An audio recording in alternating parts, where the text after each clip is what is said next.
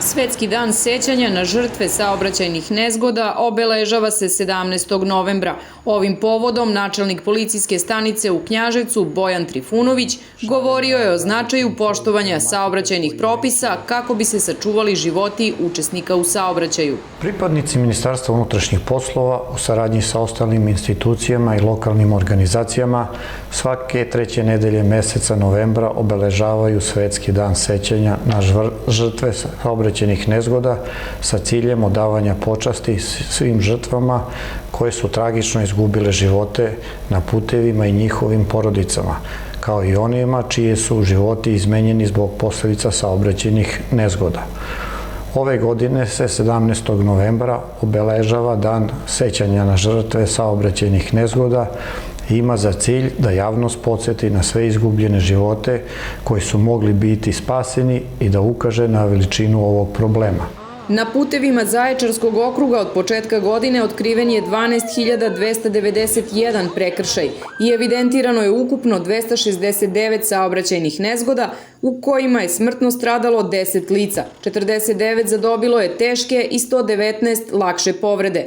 Od uticajnih faktora najčešće se izdvajaju neprilagođena brzina kretanja i vožnja pod dejstvom alkohola i psihoaktivnih supstanci. Zajednički cilj MUP-a i svih ostalih institucija je da zajedničkim aktivnostima uspemo da ostvarimo jedan od glavnih ciljeva i strategije bezbednosti saobraćaja koji se odnosi na 0 stradalih u saobraćajnim nezgodama. Posebno skrećemo pažnju da je u toku period godine koga karakterišu loše vremenske prilike kao i smanjena vidljivost zbog čestih pojava magle na putevima i podsjećamo vozače da prilagode vožnju uslovima u saobraćaju, koriste svetlosnu signalizaciju i budu dodatno uočljivi.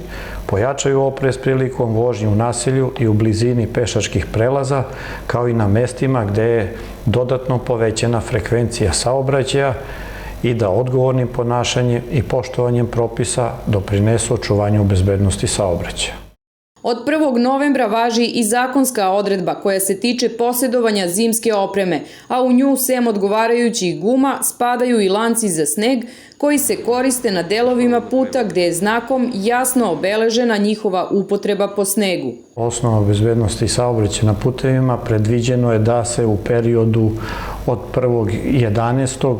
sva vozila koja učestvuju u javnom saobraćaju obavezna da koriste zimske pneumatike sa dubinom šare na gazećem sloju pneumatika koji je veći od 4 mm.